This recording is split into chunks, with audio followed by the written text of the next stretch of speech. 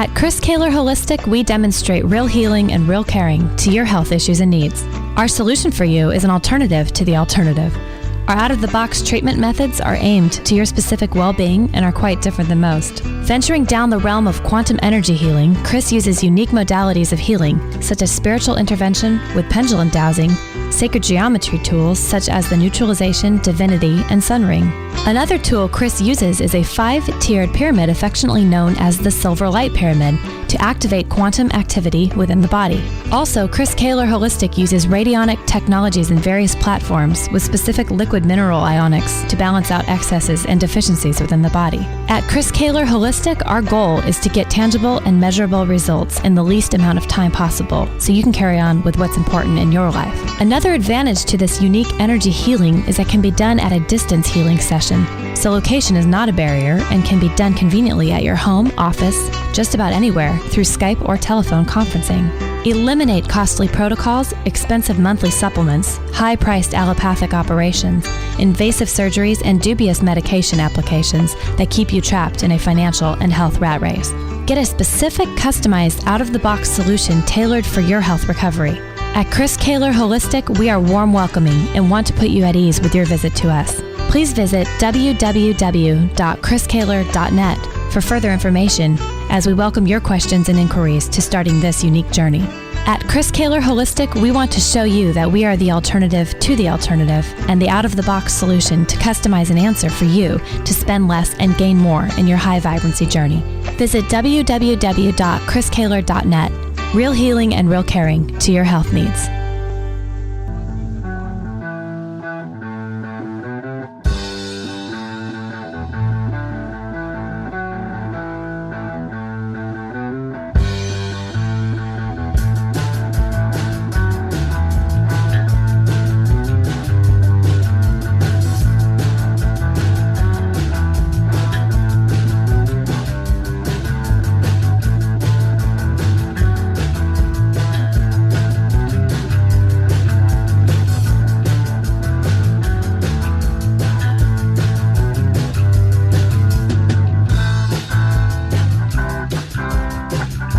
Let me introduce to you, to the world, Chris Kehler.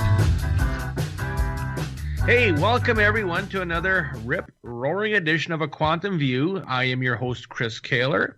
Tonight we have a special guest on. We have Dr. Tom O'Brien. We're going to be talking about the immune system. Now, the immune system is something that I think, for the most part, is very misunderstood. Find out a bit more about it. First of all, we got a few updates with what's going on in my little world. What we're able to do now is connect people via the South Pole. Now, everybody has polarity in their body, North Pole, South Pole axis, and so forth. What I've been doing is connecting people's South Pole into the dimension of love. This is the coveted ascension thing. So it is happening. It is going forward, and we're able to connect people to it on that level. So it's been wonderful to be able to do that, to help people in that way. And it just keeps on distancing us from these naughty reptilians and that whole thing that's been giving us problems. Having said that, let's bring on Dr. Tom O'Brien. Dr. Tom O'Brien is an internationally recognized speaker and workshop leader specializing in the complications of non-celiac gluten sensitivity, celiac disease, and autoimmune disease as they occur inside and outside the intestines. And he is the founder of thedoctor.com. Please welcome the Quantum View, Dr. Tom O'Brien. He's there. Are you there? Are you there? Oh, Dr. am I Tom? supposed to say something when you? Yeah, it's your turn now, my friend. I'm waiting for the clapping or something. I don't know what was next. Well, you want clapping? There we go. It's either clapping or Bob going to the bathroom, one or the other. No, I didn't do that. Static in the background or something. Thank you. It's a pleasure to be with you. Oh, Dr. Tom, the immune system is one of those enigmas of our bodies that a lot of people seem to have a lot of different opinions about. With the work that I do work with a lot of people with considered autoimmune types of illnesses, and I find all of my general stuff going on. But absolutely, we need to know a bit more by somebody who specializes in this area. So what can you tell us about the immune system?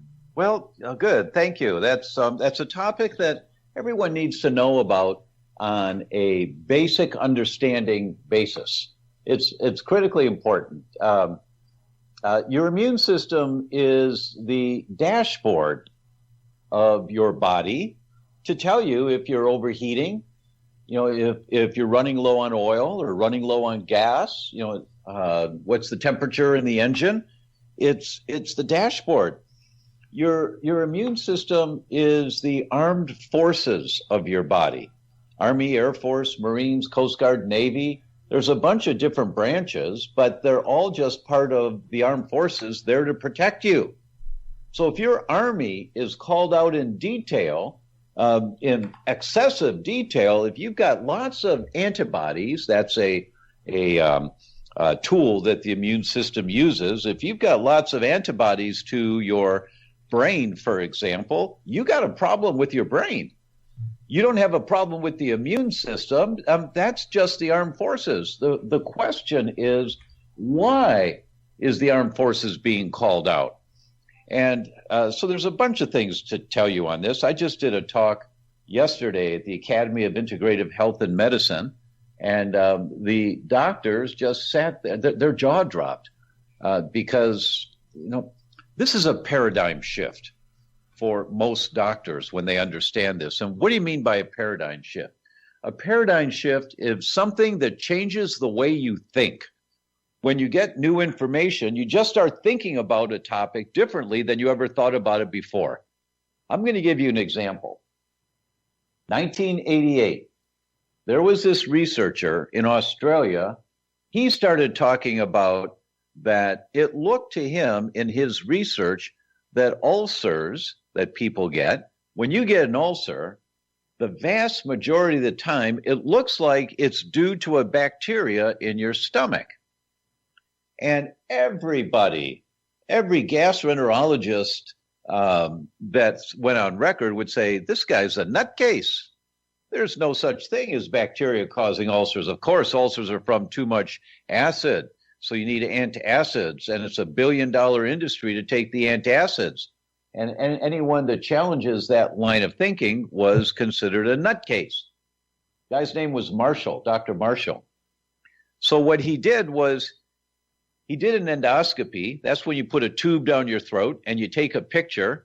And so he took a picture of his stomach, healthy, pink tissue, everything looked great. And then he drank a beaker of solution that was full of bacteria. He drank a beaker of this bacteria. He waited a few weeks, felt sick as a dog, did another endoscopy and showed that ulcers were forming in his stomach, and it was all red and inflamed, and there was a bunch of bacteria there. And then he did antibiotics for a length of time, 3 weeks, 4 weeks, something like that, and felt better. And then he took another picture, and he showed that his stomach was now healthy pink tissue again. And he published this. And the naysayers said, oh, it's pseudoscience, that's nonsense. But the smart gastroenterologist said, wow, this is a really good study. You can't argue with this study. That was 1988. The guy won the Nobel Prize in Medicine 21 years later for his creative and science-based theories that changed the face of medicine. Every doctor now knows you have an ulcer, you check for a Helicobacter pylori infection, H. pylori, because 90% of ulcers are now discovered to be caused by this bacterial infection. But when the guy first published on this, it was a paradigm shift. No one had ever thought like that before. The same type of paradigm shift is happening right now. It was only 1988 when board certification began for doctors, meaning expertise in a specific area for oncology. That just happened in 1988. The study of geriatrics was the same. It's less than 50 years old, the whole study of geriatrics. And in the 1950s, there was a group of doctors. They'd puree up some peaches, and they'd put a needle in this pureed peaches, and then they'd poke somebody's back with it. And if the area around where they poked the back, if that turned all red, they said, you got a problem with peaches. And every doctor, every specialist would say, what utter nonsense. They'd never heard of anything like that before. And it was considered pseudo medicine. These guys were not spoken of well, but they persisted. Just like Marshall persisted with the Heliobacter story. They persisted, and they kept publishing more papers, and more science came out and showed that there was some accuracy to this, until an entire discipline developed around this procedure of pinching the back with needles for different substances. They're called allergists. And that just happened in the 1970s. Before that, the early implementers of this concept were considered nutcases. Well, there's a whole new field that's just developing now. They're called autoimmunologists. It's a specialty within the field of immunology. The number of research papers has tripled in 20 years. Every year now is tripled, so that there are hundreds and hundreds of research papers on where does autoimmunity come from. So the classical thinking was that the body was sterile and that there wasn't much going on in the body. It was sterile. And so if your immune system was attacking your own tissue, there was something wrong with your immune system. We need to shut it down. And so steroids started being used to suppress the immune system. Now we know, of course, the body is not sterile. There are thousands and hundreds of thousands of different bacteria in the gut, in your bloodstream, in your brain. The bacteria in one breast is different than another breast. When a woman has breast cancer, they look at the bacteria inside the tissue. It's different. That we have there's 100 times more cells of good bacteria in your gut than all the other cells in your body put together. 100 times more cells. And those cells of bacteria have 150, I'm sorry, I said that wrong. 10 times more cells. It's 10 times more cells of good bacteria in your gut than all the cells in your body put together. 10 times more. You add up all the heart cells, brain cells, bone cells, skin cells, add them all up, and there's 10 times more cells of the good bacteria in your gut. That bacteria in your gut has 100 to 150 times more genes than the human genome. And we all know genes control function. Genes turn things on, genes turn things off. Genes say if you're vulnerable to diseases or not. But there's 100 to 150 times more genes in the bacteria. And what we now know is that autoimmunity seems to be coming from a reaction to the bacteria. You get some bad bacteria that your immune system's going to fight to try and protect you. So your immune system makes antibodies to this bad bacteria. And let's say the signature on that bad bacteria to the immune system, it looks like people walking around with green vests. They're wearing a vest. So now the immune system is going through, that makes cells called antibodies. They're going through the bloodstream. They're looking for anybody with green vests.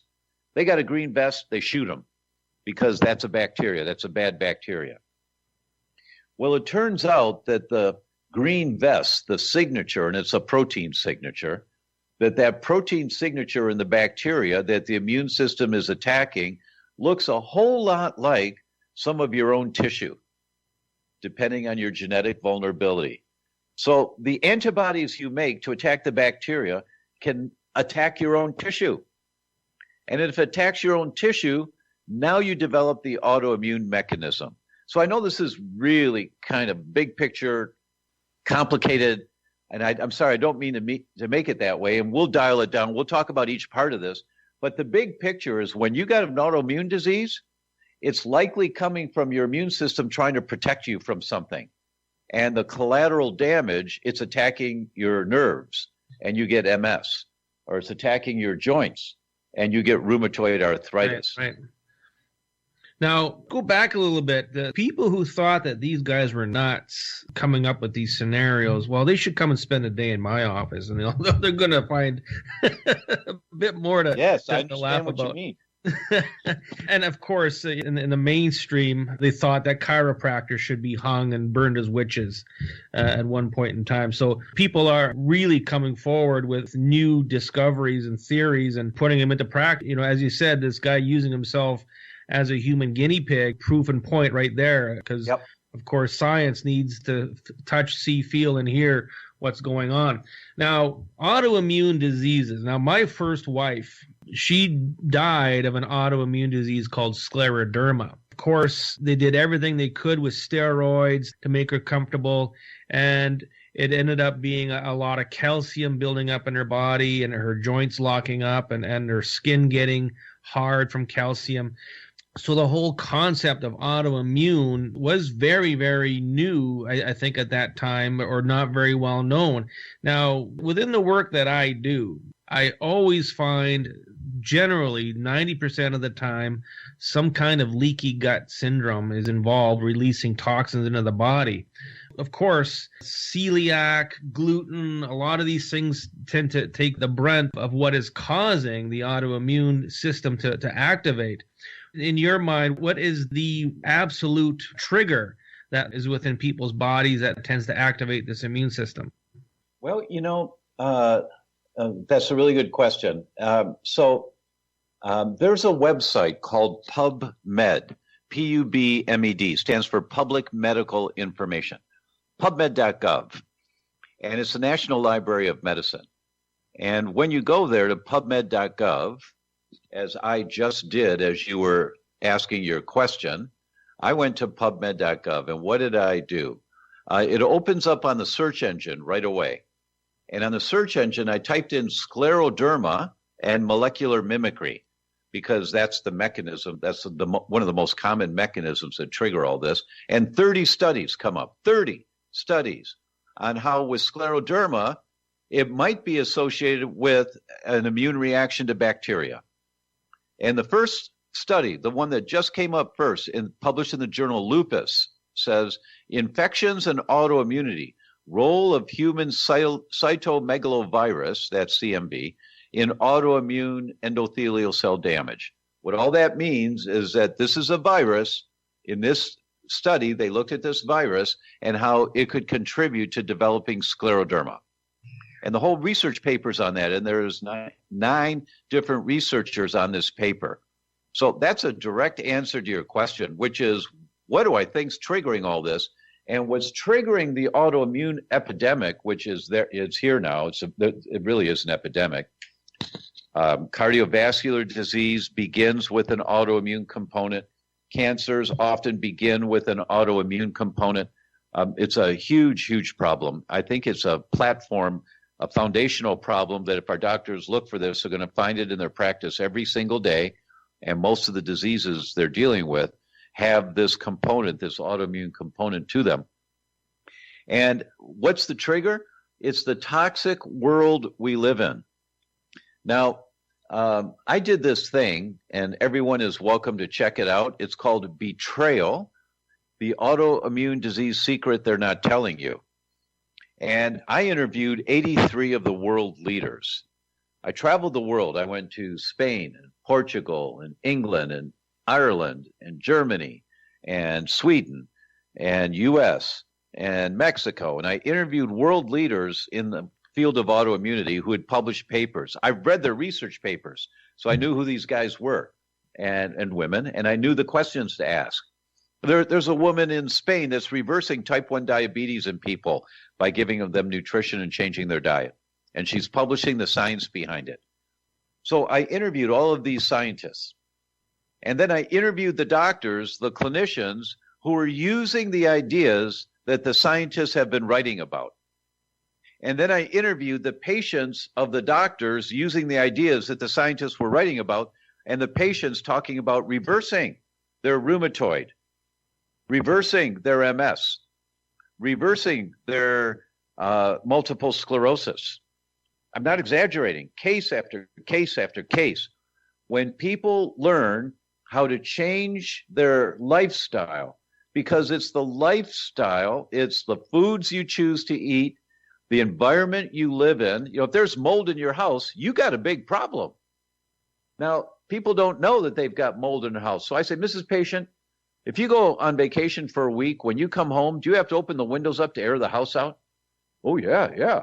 Well, that's mold. That's most often mold. And you're breathing that stuff. And it could be the trigger that's causing your daughter's multiple sclerosis. And so it's the environment that we live in. It's the bacteria that we're exposed to when our immune system isn't strong enough to deal with the bacteria, or there's so much of that bacteria coming in that you just can't do anything. Your immune system can't, it's overwhelmed. And so your body has to start fighting that bacteria. And when you make the antibodies to fight the bacteria, those antibodies, because of this thing called molecular mimicry, where your own tissue kind of looks like the vest that the bacteria is wearing, so your body attacks your own tissue.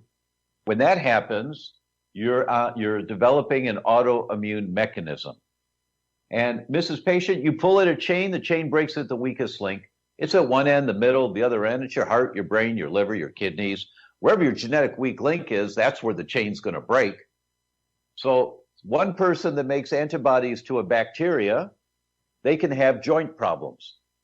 Another person making antibodies to the same bacteria, they can develop Lou Gehrig's disease, ankylosing spondylitis.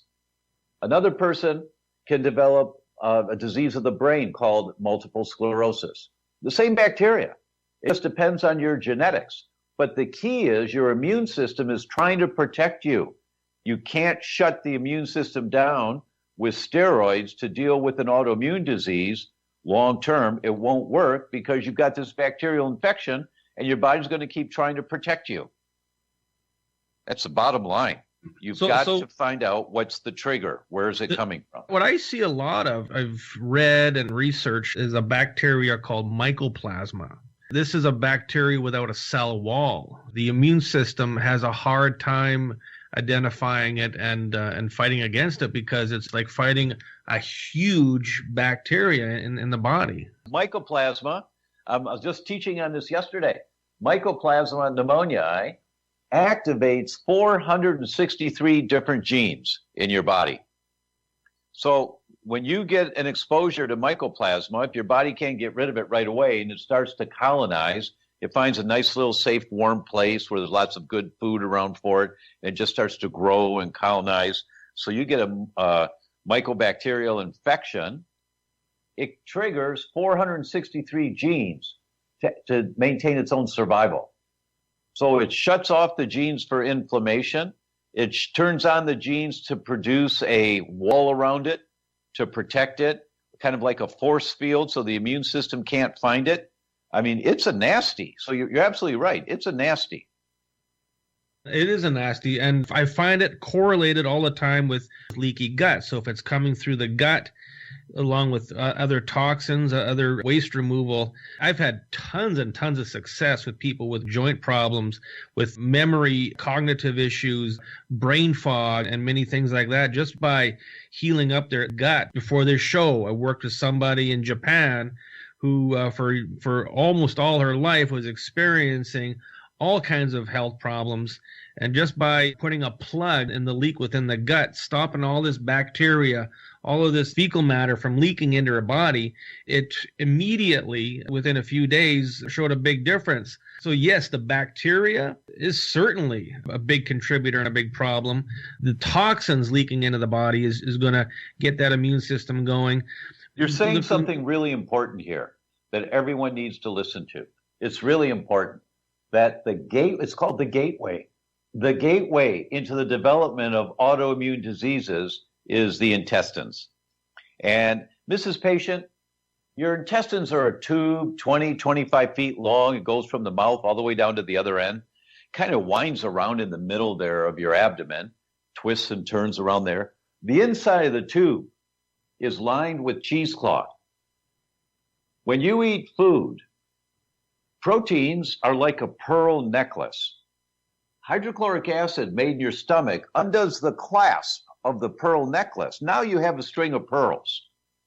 And it's the enzymes that your body makes in the liver, the gallbladder, the pancreas, and the good bacteria. They all make enzymes that act like scissors to break down the pearl necklace into smaller clumps of pearls and smaller clumps of pearls and smaller clumps of pearls until you can break it down into a single pearl. That's called an amino acid.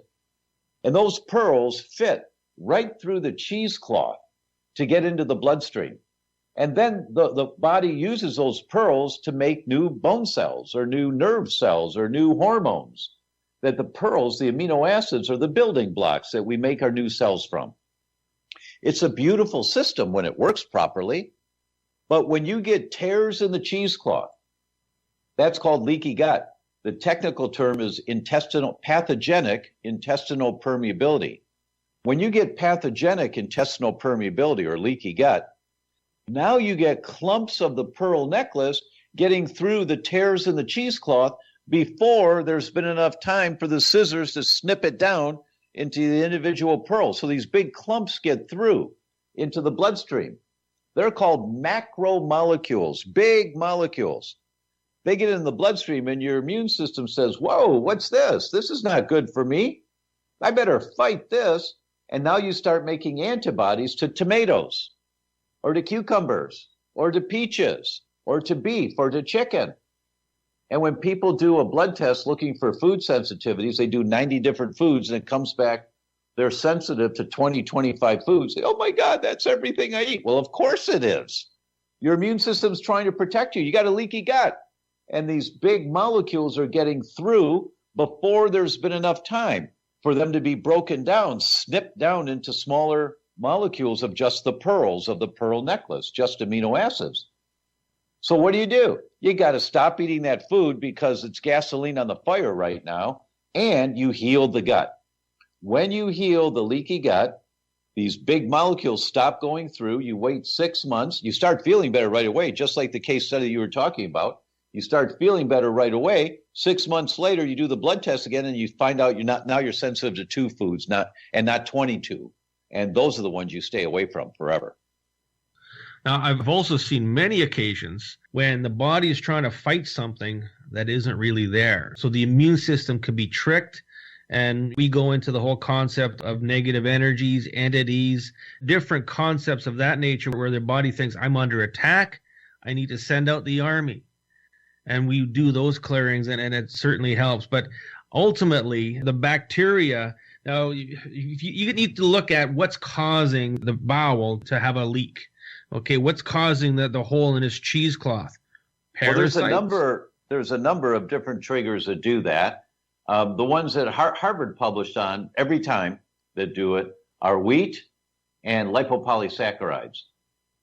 LPS, lipopolysaccharides, is the exhaust of gram-negative bacteria in your gut, the bad guys in the gut that aren't supposed to be there. Everybody's got some bad guys, but they're supposed to be grabbed and escorted out with the stool. They're not supposed to be able to get in. But when you get LPS coming up against the walls of your intestines, it can tear the intestines. Wheat will do it. Every time you eat wheat, you tear the lining. Every time. Every human. No one has the scissors to break down wheat, whether you get sick or not from it.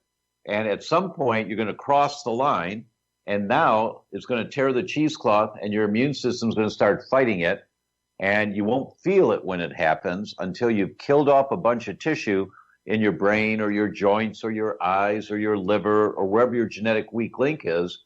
And then you're trying to figure out, why is my vision going on me, or why is my brain going on me? And then you find out you're sensitive to wheat. But there are many triggers, but the most important trigger, if you wanted to say there's one, and there's not one, there are many, but wheat is the most common food. But the most important trigger to think about is the environment of the gut itself.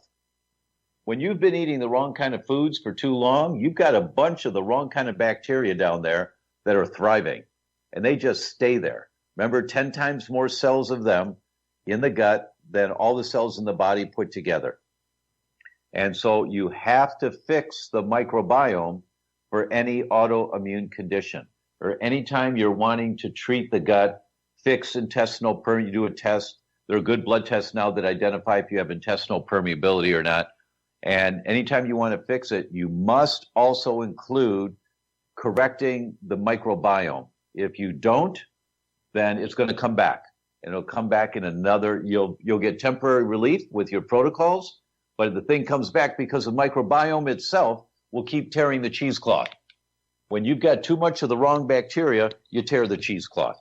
What needs to be done to correct this? I mean, there's gazillion different supplements and medications and theories about fixing the microbiome. You bet. Well, there's three categories.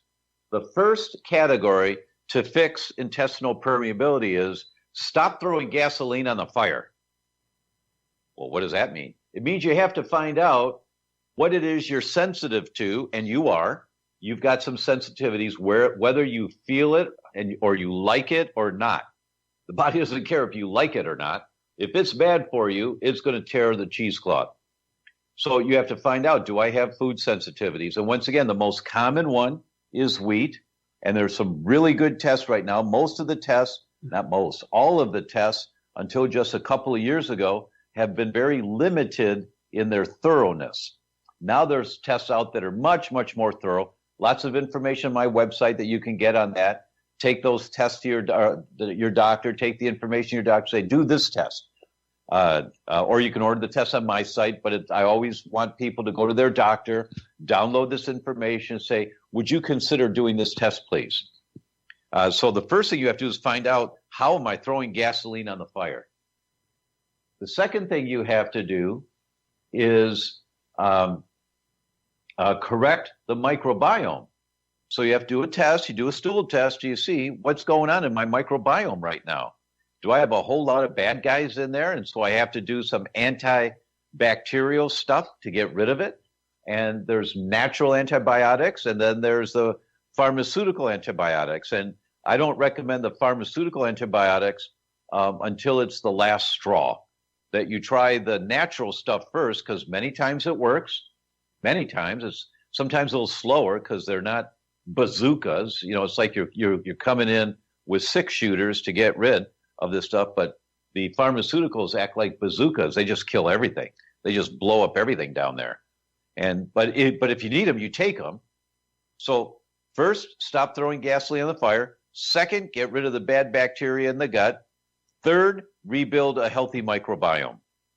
And in rebuilding a healthy microbiome, you're always going to have doctors that say, well, I use glutamine, or well, I use curcumin, and it works every time. Say, well, you know, it's called a pleiotropic approach. That's a good Scrabble word, pleiotropic. And what it means is all roads lead to Rome. So there are many approaches to get to the same place. So there's no one, there is one product, and it'll make sense as soon as I tell you. But in general, there's only one product that is comprehensive. Everything else is of benefit, but it's the genes that glutamine turns on to rebuild a healthy gut. Glutamine does not turn on the genes to get rid of the inflammation. Vitamin D turns on the genes to get rid of inflammation and to get the gates opening and closing properly that cause the intestinal permeability. Glutamine does not do that. Curcumin turns on the genes to get rid of the inflammation, turns off the genes producing the inflammation, turns on the genes to rebuild healthier gut. Some of the things that other nutrients don't use. So in my program, there are 22 nutrients that we use. I mean, so there's no, there is one that I'll talk about in just a moment. But in general, you know, you take a bunch of different things to do it. But nobody's going to take 22 pills a day, every day. And that's kind of silly. So I say, well, Mrs. Patient, can you take 1 pack a day? 1 pack a day. There's 6 pills in there, but it's 1 pack a day. Everybody can take 1 pack a day, right? Guys, just keep it in the glove box of your car or at the office, in the drawer at the office. Women, keep them in your purse. And you take 1 pack a day. But the one food, or the one thing that works more than anything else is exactly what Mother Nature put on the planet to heal a leaky gut. That is colostrum. The first 3 days of mother's breast milk is not milk. It's colostrum. The purpose of colostrum, the main purpose of colostrum, is to turn the genes on in the gut. Okay, baby, time to turn on these genes now. Let's close down those leaky guts, because every baby has complete permeability in utero. Every baby, they've all got intestinal permeability, big time. It's normal, because baby is living in this pool, or this swimming pool underwater in mom's uterus, called the amniotic fluid. The baby is swimming in this fluid all the time. So there's no boundaries, so it's in its nose and its mouth, going down its throat. It's in the gut, goes through the gut into the bloodstream. There's just this circulation as baby is growing inside of mom. When baby is born, the first food that baby gets is colostrum. And colostrum turns on the genes in the gut that says, okay, time to close those tight junctions now. No more permeability, because food's going to be coming down sooner than later. We'll give you some milk to begin with, some really nice milk, be a little colostrum in it to keep this going along for a few weeks, but not too hard to digest this, mom's milk. But that's what colostrum does. And so there is a particular type of colostrum that we use, but I believe any colostrum is better than none. But this colostrum is licensed, this exact colostrum is licensed by a number of countries in Africa as the treatment of choice, and the government pays for it for patients when they're first diagnosed with HIV. You give them colostrum to close the leaky gut. That's the first thing they get. And it's licensed by the governments because it works so well. That's how effective colostrum can be in healing the gut. Interesting. So, we got a question about wheat. Now, you talked about wheat breaking down the cheesecloth.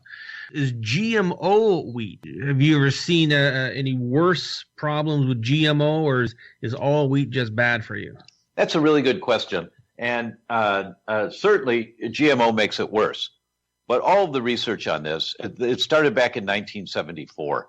GMO didn't come on the market until 1996.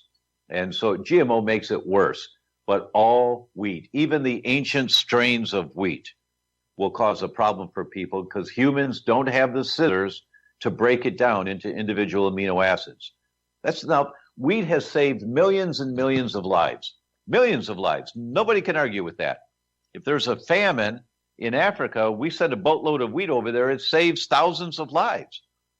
The price they pay, though, is they get leaky guts, which make them vulnerable to all these different diseases down the road.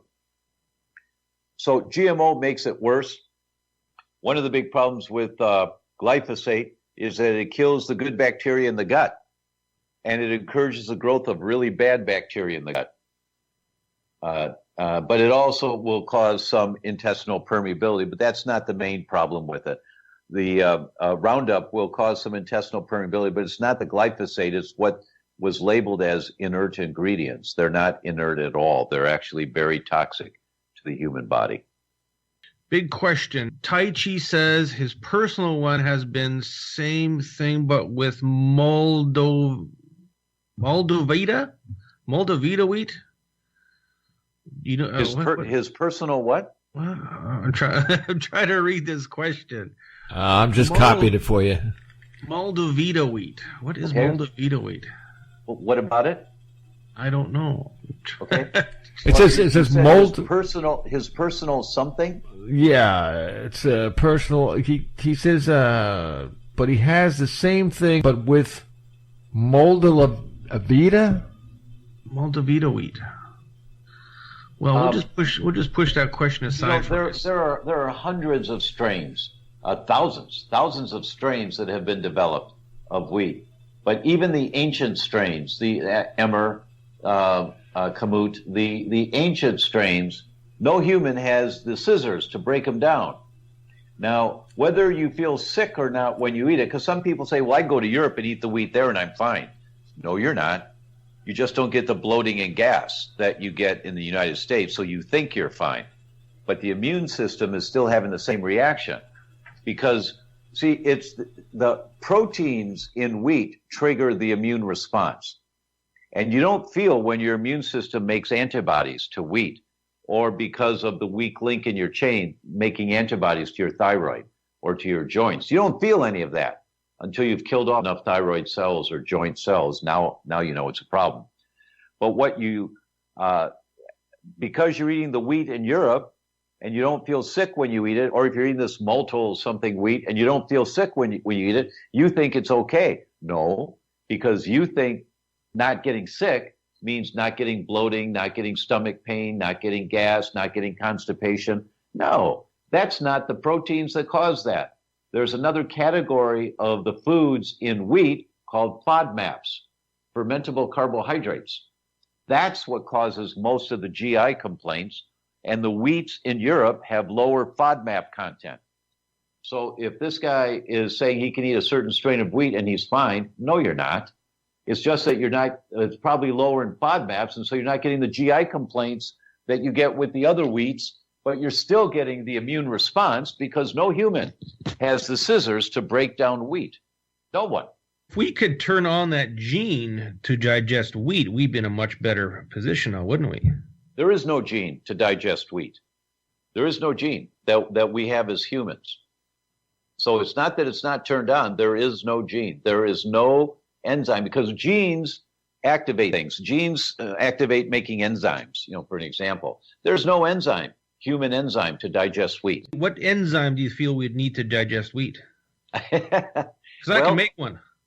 Well, actually, I have. I've known for years about this problem. See, celiacs, only 8% of celiacs heal on a gluten-free diet. 8%. Now, most of them will have their microvilli grow back, and so on an endoscopy, everything looks good, but they still have intestinal permeability, and they still have the autoimmune diseases, and they die early in life. Celiacs have a twofold increased risk of early death compared to non-celiacs. Whether you're on a gluten-free diet or not, you're going to die early in life. It's called the standard mortality ratio, and it's 2 to 1. If you're a celiac, you're twice as likely to die at any age compared to somebody else at the same age who's not a celiac. Whether you're on a gluten-free diet or not. Why? Because you still have intestinal permeability. You got the leaky gut. The macromolecules are getting through. Your immune system's reacting to it. And then because of molecular mimicry, the reaction from your immune system going after your nerves, causing MS, or going after your joints, causing arthritis, or going after your skin, causing psoriasis, or going after your muscles, causing lupus or scleroderma, all of that still happens. I've known about this for years. Celiacs don't heal on a gluten-free diet because they still have permeability. Mm-hmm. And where's it coming from? You've got to change the microbiome, and because of hidden exposures to wheat. The FDA did a study, 3 scientists from the FDA. They looked at 286 foods labeled gluten-free and 180 foods that were naturally gluten-free, like rice cakes. The list of ingredients is rice, salt, and water. So they looked at almost 500 foods. They did 2 tests, did different types of tests on every food to see is there any wheat in them. So those foods that were labeled gluten-free, 97.9% of them were gluten-free. That's really good. That means only 2% of the foods still have wheat in them when they're labeled gluten-free. That's pretty good for an industry. It's no good if you're a celiac and you get one of those 2% of foods, but as an industry, that's pretty darn good. Second part of this, those foods, the 180 foods that are naturally gluten-free, rice cakes, for example, things like that, they looked at 180 foods, 24.7% of them, so 1 out of 4 of those foods had toxic levels of wheat in them. But you read the label, there's no wheat in them. But 1 out of 4 of them have toxic levels of wheat, and it's contamination. And this happens to people every single day where they're eating foods like quinoa. And Bob, hold on to your question for just a minute. Here's a point with quinoa. 15 strains of quinoa, cultivars, 15 different cultivars of quinoa. Well, quinoa grows on the plateaus in Peru. No, it grows in the U.S. Oh, no. Quinoa grows up in the mountains on the plateaus in Peru. No, it's been growing in the U.S. for the last 15 years or so. Well, how do they do that? How do they get a grain that grows at altitude in South America to grow at sea level in the Midwest U.S.? They crossbred the grains, the quinoa from Peru with grasses from the Midwest. They did this in the laboratory so that the quinoa could grow in the U.S. climate and at flatland. And the result, when they looked at 15 cultivars of quinoa, 4 of them had toxic levels of wheat in them. 4 out of 15. But wait, there's no wheat in quinoa? Yes, there is now. So people don't know. You buy quinoa thinking you're safe. You don't know whether the cultivar came from Peru or from the U.S. Does it have wheat or not? So I knew about this for years, but we didn't know what to do. And then finally I met 2 scientists who, one guy had been working on it 6 years, the other guy 7 years. And the 3 of us worked on it for 2 years, and we came out with enzymes that you take one of these enzymes before you eat, and it digests 99% of all inadvertent exposure to wheat that you might get from the food that you eat. It doesn't mean you go out and eat a sandwich with regular bread, but what it does mean is that you're protected in case you get any inadvertent exposures. So that's the answer. As far as I know, that's the only answer that's possible at this point to be safe.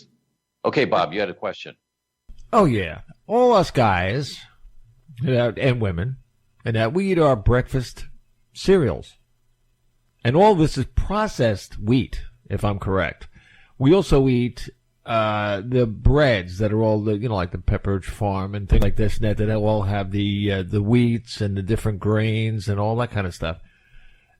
Is this stuff, because it's processed and made a billion different ways, and is that good for us or bad for us? It's wheat. No human has the scissors to break down wheat. Oh, okay. Let me say it differently. No human. If you're a human, your body cannot break down wheat completely. And because of all of the other toxins that we're exposed to all day, every day in our lives now, your immune system is so trigger happy. See, wheat is only a minor toxin. It's a minor. You eat wheat and your immune system says, it's no big deal, a little bit of an annoyance, let it go, let it go. So that happens for everyone until you cross the line. And you can cross the line at 2 years old, 22 years old, or 92 years old. But when you cross the line, now your immune system says, nobody's getting in here. This guy, he's an irritant, get him out of here. And you start making antibodies. And as soon as you start making antibodies to wheat, it's permanent. It's called loss of oral tolerance. You no longer can tolerate this stuff. It's only a minor toxin, but you no longer will tolerate even the minor toxins because we're so busy fighting bisphenol A, red dye number 3, polysorbate 60, PCBs, mercury in the fish. We're exposed. Listen to this statistic from the Journal of Pediatrics.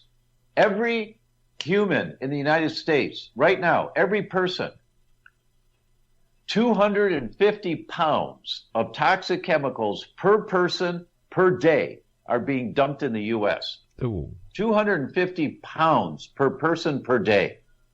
Every day, 7 days a week. That's how much of these toxic poisons are being dumped in the U.S. Where? Saran wrap. The plastic lid on your coffee cup is loaded with bisphenol A. You go to the coffee shop, you get a coffee to go, the heat from the hot liquid goes up, the steam goes up to the other side of the lid, it condenses, it drips back down into the hot liquid full of bisphenol A. You lift the coffee cup up to your lips, the hot liquid hits the underside of the lid, tapers down through the opening, comes into your mouth full of bisphenol A. You put saran wrap on your leftover cooking from dinner, put it in the refrigerator, the next day you eat it, it's got bisphenol A because it leaches out of the saran wrap into your food. You put your food into Tupperware containers. You take it out the next day or 2 days later, the plasticizer chemicals in those plastic containers is in your food. You get you go to work, like me, I wear a white shirt and a tie. You go to work and you're breathing the chemicals from the dry cleaning when you got your clothes cleaned. You go to sleep at night and you tuck yourself into your down comforter that has flame retardant chemicals on the down comforter. How many people do you know that were saved in a fire because they were under a down comforter with flame retardant chemicals? But you're breathing the chemicals all night long. The press board on the cabinets in your kitchen are loaded with formaldehyde that leaches out a little bit all day, every day. The carpeting is loaded with toxic chemicals that leach out all day, every day. We are so overwhelmed with these environmental toxins, day in, day out, day in, Your body day is out. Your constant immune fight system, mode. Yeah, we're getting killed. That's right. Your immune system just says no more. Yeah. And you lose oral tolerance. That's when you have a problem with wheat. Something else though. I know what you're going to say in that already, but I'm going to put this out so everybody else gets it. All these things that we're eating, that we think we're eating healthier. Okay? I mean, the word organic, that's one that turns me off completely, but that's according to what they tell me here at the studio, I either eat it or die. I mean, they will kill me if I eat something different. But these things keep us, it doesn't make you younger. It keeps you from getting older if you eat correctly. No, I disagree. Okay? If you eat organic, you eat a balanced diet, lots of vegetables, right. Lots of berries, they're organic. You turn on the genes to increase your telomeres. When you increase telomere, you increase longevity. So just depending on how comprehensive you are in your lifestyle and what you're doing, you enhance. Look, people come to see you as a doc, and if they do everything you say, they come back and say, doc, 6 months later, they come back and say, I saw this person at church, haven't seen her in 5 months, and she said, you look so different. What happened to you? You look so much younger. People get younger. You get younger again. You get your juice back when you stop throwing gasoline on fire. So people's lives, their bodies, their vitality, their cholesterol counts, their blood sugar stability, their vision, their brain function, everything can improve. You just got to get wise to stop throwing poison down there. The rule of thumb is in functional medicine, get the bad stuff out and put the good stuff in. How simple is that? Yeah. We're going to have to end it right there. Our guest tonight has been Dr. Tom. Hey, how can people get a hold of you, Dr. Tom? TheDr.com, thedoctor.com. Just don't spell the word doctor out. TheDr.com. Lots of information. Get my book. It's on Amazon. Book came out that talks about all this stuff, and it's a national bestseller. I'm so proud of it. It's 30 years of my life. Awesome. Great information. I think it's something everybody needs to pay attention to. That is all the time we got for this evening. I am Chris Kehler, and this is a Quantum View. We are out of here.